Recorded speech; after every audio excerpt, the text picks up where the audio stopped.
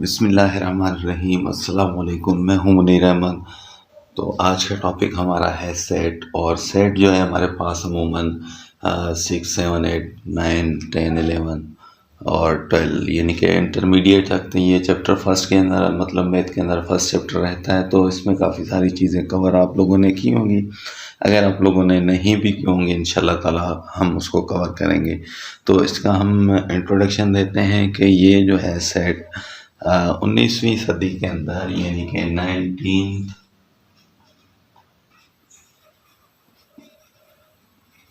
Century में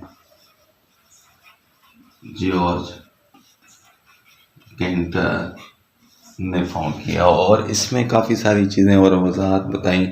totally जो है इसने हमें कॉन्सेप्ट मैथ के अंदर सेट का दिया जॉर्ज केंटर ने। अब इसमें मज़ीद जो है एडिंग हम ये करते हैं कि इसके डीप में नहीं जाते। बस इन्होंने हमने इसका फाउंडर पढ़ना था और इसकी सेंचुरी पढ़नी थी। कभी कभी ये एमसीक्यूज़ के लिहाज से आप लोगों के पास आ जाते हैं। उसके बाद हम इसको देखेंगे कि ये है क्या चीज़। असल में सेट जो होता है वो एक ग्रुप होता है। एक हम इन शॉर्ट वन वर्ड कहें तो ग्रुप होता है। किसका ग्रुप होता है? जो कलेक्शन होती है well defined and distinct object objects यानी कि आपके पास जो वेल डिफाइंड और जिस डिस्टिंक्ट ऑब्जेक्ट होती हैं उनकी जो है वो कलेक्शन होती है। यानी कि हम इसको कह सकते हैं the collection of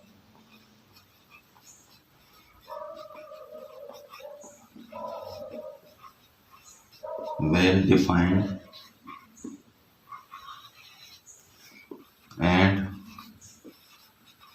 distinct objects. अब देखें इसमें हमारे पास ये तो इसकी होगी डेफिनेशन। अब ये है क्या? यानी कि कलेक्शन किस मजमुआ मजमुआ। अब ये मजमुआ किस चीज़ का है? Well defined. अब वेल डिफाइंड से हमारा जो मतलब है वेल डिफाइंड की मीनिंग हम देंगे वेल डिफाइंड यानी कि अच्छी तरह जो वाज़ेह किया गया हो, या जिसको हम इंग्लिश में ये कह सकते हैं कि स्पेसिफिक प्रॉपर्टी। स्पेसिफिक प्रॉपर्टी यानी कि जो आपके पास वैलिड खुसूसियात हो या वैलिड कोई चीज़ आ जाए तो उसको हम वेल डिफाइंड कहते हैं। उसके बाद इसके अंदर एक और वर्ड यूज़ हुआ है डिस्टिंक्ट। डिस्टिंक्ट इसकी मीनिंग होती है हमारे पास डिस्टिंक्ट यानी कि डिफरेंट, यानी कि डिफरेंट। अब हमारे पास जो चीज़ मुख्तलिफ यानी कि चेंज हो रही हो तो वो उनके ऑब्जेक्ट। अब इसके आखिर में हमारे पास आता है कि ऑब्जेक्ट। ऑब्जेक्ट हम किसी भी चीज़ को कहते हैं यानी कि किसी भी चीज़ का मजमुआ जो आपके पास स्पेसिफिक प्रॉपर्टी रखता हो और मुख्तलिफ भी हो तो उसको हम सेट कह सकते हैं। यानी कि किसी भी मजमुए यानी कि सेट ऑफ जो होता है वो collection of well defined and distinct object होता है। इसको हम मज़ीद ये भी कह सकते हैं, अगर आपको ये थोड़ा मुश्किल लग रहा हो तो हम लिखेंगे group of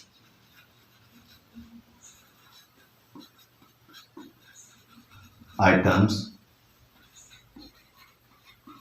which make sense. जो आपके पास कोई ना कोई सेंस बना रहा हो तो उसको हम कहेंगे कि वो चीज़ जो है हमारे पास जो है वो सेट है। अब इस सेट के लिहाज से हमारे पास मज़ीद जो है हम सेट जो काफ़ी सारी चीज़ें होती हैं सेट की हम टाइप्स पढ़ेंगे। लेकिन टाइप्स से पहले मैं आपको एक चीज़ बताना चाहूँ। अब इसको हम लिखने का तरीका इस वजह से मैं बता रहा हूँ, वैसे मतलब इजी तो है लेकिन फिर भी जो है काफ़ी लोग इसमें मिस्टेक कर देते हैं, गलत लिख देते हैं। तो और सेट को लिखने के लिए आपको 7 पॉइंट्स जो है वो रिमेंबर यानी कि याद करने होंगे और माइंड में बिठाने होंगे कि ये 7 पॉइंट जो है वो आप लोगों को जो है मस्ट रिक्वायर्ड है, कंडीशन है सेट को लिखने के लिए। ठीक है, तो नंबर 1 फर्स्ट में जो आता है वो हमारा होता है कि name of set. Name of set with capital letter,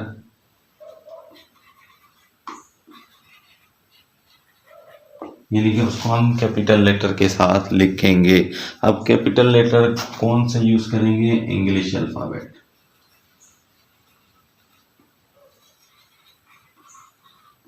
यानी कि इंग्लिश अल्फाबेट के हम कैपिटल के साथ लिखेंगे। ए बी सी जेड तक आप कोई भी लिख सकते हैं, ठीक है। नंबर दो में हमारे पास जो है उसके बाद हम लिखेंगे after the name we put equal to, यानी कि इक्वल टू की निशानी लगाएंगे। अब इक्वल टू की निशानी लगाने के बाद हमारे पास जो थर्ड पॉइंट आ जाता है, जब भी हम सेट को लिखेंगे तो कर्ली ब्रैकेट यानी कि बीच वाली जो ब्रैकेट होती हैं उसमें अंदर लिखेंगे, यानी कि we write set always in curly bracket, यानी कि कर्ली ब्रैकेट कौन सी होती है? ये वाली होती है, ठीक है। उसके बाद नंबर 4 पे जो हमारा पॉइंट है कि हम जो है कर्ली ब्रैकेट के अंदर जो भी लिखेंगे उसको हम एलिमेंट कहते हैं। Number 4 between curly bracket is called element. अच्छा, एलिमेंट भी कह सकते हैं इसको, एक और नाम भी देते हैं हम इंग्लिश के अंदर मेंबर, यानी कि जो भी हो वो रुकन कहलाएगा इसका, ठीक है। मेंबर कहलाएगा इसका, एलिमेंट कहलाएगा इसका। उसके बाद हमारे पास नंबर 5 पॉइंट जो है वो इसका, उस एलिमेंट जो भी जितने भी होंगे, अगर एक है तो उसको इज लिखेंगे, अगर ज़्यादा है तो उसको हम आर लिखेंगे, ठीक है।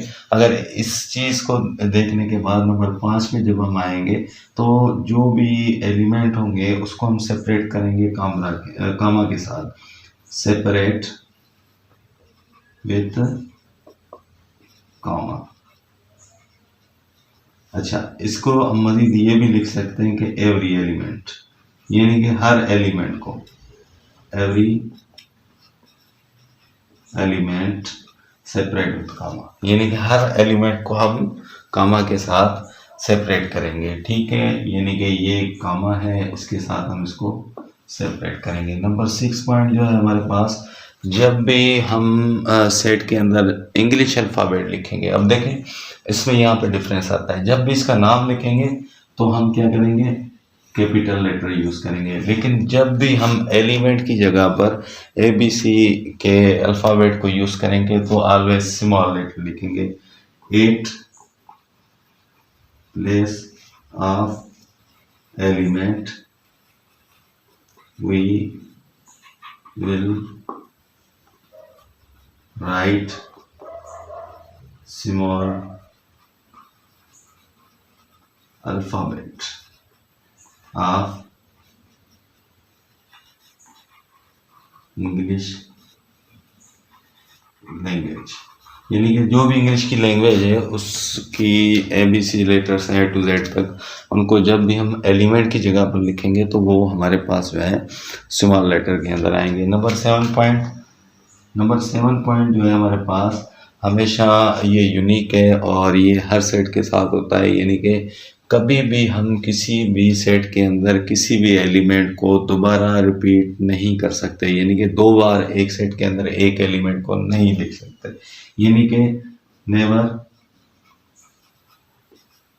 रिपीट एलिमेंट, यानी कि एलिमेंट को दोबारा उसके अंदर रिपीट नहीं करना। ये 7 पॉइंट आपको याद हो गए, इजी है। पहला पॉइंट अब एग्जांपल के साथ में आप लोगों को बताता जाऊंगा। तो सबसे पहले जो है हम क्या करेंगे कि पहला पॉइंट है कि इंग्लिश अल्फ़ाबेट के बड़ी ABC से इसका नाम लिखना है, यानी कि एग्जांपल यहाँ पे हम लिखते हैं, यानी कि बड़ी ABC से चलो उसका फर्स्ट नेम उठा लेते हैं A, यानी कि इसको हमने क्या किया, इसका नाम रखा, उसके बाद क्या करेंगे इक्वल टू, यानी कि सेकेंड, फर्स्ट हो गया, अब सेकंड में आपके पास यहाँ पे क्या होगा कि इसके बाद हमने इक्वल टू लगाना है। थर्ड क्या कह रहा है, थर्ड कह रहा है इसकी कर्ली ब्रैकेट लगानी है, यानी कि आपने इसको बीच वाली जो है ब्रैकेट्स देनी है। कर्ली ब्रैकेट लगाने के बाद अब देखें, अब इसके बाद 4 नंबर क्या कह रहे हैं, जो भी इसके अंदर हम लिखेंगे कर्ली ब्रैकेट के अंदर, यानी कि मिसाल के तौर पे 1 2 3 4 लिखें, अब इसके अंदर जो भी लिखेंगे वो इसका एलिमेंट होगा। लेकिन अब देखें ये एलिमेंट हमें जो मिले हुए हैं ये 4 नहीं है, ये सिंगल एलिमेंट है। सिंगल एलिमेंट क्यों है, इसके अंदर कोई कामा नहीं है, इसको कोई सेपरेट नहीं कर रहा, तो ये हमारे पास लिखा हुआ है 1234 यानी कि 1234 लिखा हुआ है, क्योंकि इसके अंदर कामा नहीं है, इसको सेपरेट नहीं किया गया, तो ये एक एलिमेंट कहलाएगा। नंबर 5 में यही चीज़ लिखी हुई है कि एवरी एलिमेंट सेपरेट विद कामा, यानी कि हर एलिमेंट को हम कामा के साथ, यानी कि फॉर एग्जांपल इस यहाँ पे हमने कामा दे दिया।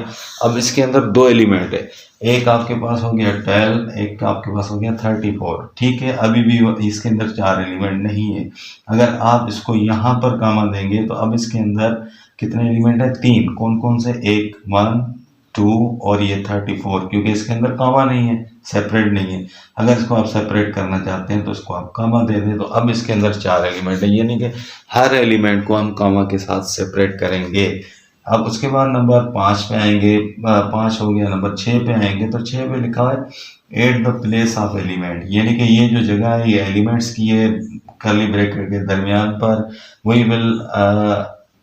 We will write small alphabets of English language, यानी कि फॉर एग्जांपल दूसरा एग्जांपल उठाते हैं कि हमारे पास इसका नाम दे दिया बी इज इक्वल टू, अब इसको हम यहाँ तक ले आएंगे, दोबारा देखें उसको हम यहाँ से उठाते हैं, यानी कि नाम कैपिटल के साथ देना है, दोबारा हमने क्या करना है, नाम के बाद इक्वल टू लगाना है। उसके बाद हमारे पास तीसरे नंबर पे है कि कर्ली ब्रैकेट्स के दरमियान में लिखना है। चौथे नंबर पे हमारे पास है जो भी कर्ली ब्रैकेट्स के दरमियान होगा वो जो है आपका हमेशा एलिमेंट या मेंबर कहलाएगा, और इसके एलिमेंट या मेंबर को हम कामा के साथ सेपरेट करेंगे। फॉर एग्जांपल ए बी और एक्स वाई जेड, इसके हम एलिमेंट रखते हैं, यानी कि यहाँ पर जो भी अल्फ़ाबेट आएंगे आपके इंग्लिश लैंग्वेज के तो वो हम स्मॉल लेटर्स के अंदर लिखेंगे। अब स्मॉल, उसके बाद हमारे पास जो चीज़ है, एक और एग्जांपल मैं आपको बताता हूँ कि ये आपके पास जितनी भी चीज़ें आएंगी तो इस तरीके से आएंगी। ये 2 एग्जांपल आपके पास मैंने इसको लिखने का तरीका बताया, उसकी दोनों एग्जांपल आपको बताएं, यानी कि एक बार फिर मैं इसको रिपीट कर देता हूँ आप लोगों के लिए कि पहले जो है हम हमेशा सेट का जो नाम है वो बड़ी ABC से लिखेंगे, चाहे ए से लेकर जेड तक कोई भी नाम दे दें आप। उसके बाद जो है नाम के बाद इक्वल टू लगाएंगे, तो यहाँ पर ये फर्स्ट पॉइंट हो गया, नंबर 2 पॉइंट हो गया।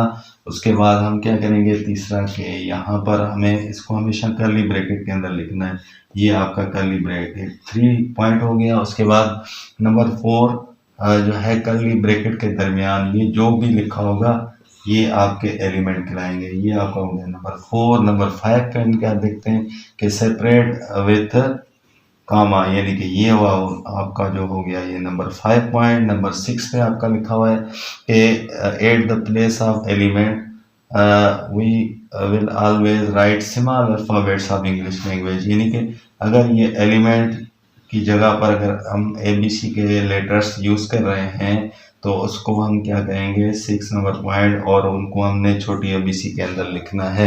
नंबर 7 का एग्जांपल ये है कि फॉर एग्जांपल यहाँ पर जो है इसको मैं लिखूंगा कि never repeat element. For example यहाँ पे हमने एक सेट लिखा कि ए नाम लिखा, बराबर दिया और कर्ली ब्रैकेट लगाई 1 2 3 2 ये लिखा, तो ये आपका सेट नहीं है। क्यों सेट नहीं है, नंबर 7 पॉइंट जो है वो इसमें सेटिस्फाइड नहीं है, सेटिस्फाई नहीं कर रहा है इसको, यानी कि इसमें एक एलिमेंट 2 जो है 2 बार रिपीट हो रहा है, यानी कि 1 2 टाइम आ रहा है, यानी कि 2 टाइम आ रहा है, मतलब ये सेट नहीं कहलाएगा। तो जब भी आपका एलिमेंट रिपीट होगा तो वो सेट नहीं होगा। फॉर एग्जांपल एक और यहाँ पर आ जाता है, जैसे कि हम इसको नाम दे देते हैं कि एक सेट जो है हमारे पास 1 2 2 4। अब इसके अंदर कितने एलिमेंट है, इसके अंदर 2 एलिमेंट है, एक है 12 एक है 24, यानी कि 12 और 24। ये 2 2 यहाँ पर रिपीट नहीं हो रहा। हाँ, अगर यहाँ पर कामा आ जाए दोनों के दरमियान तो अब रिपीट है, क्योंकि सेपरेट कामा के साथ होता है। अगर कामा नहीं है तो ये रिपीट नहीं है, ये आपका सेट है।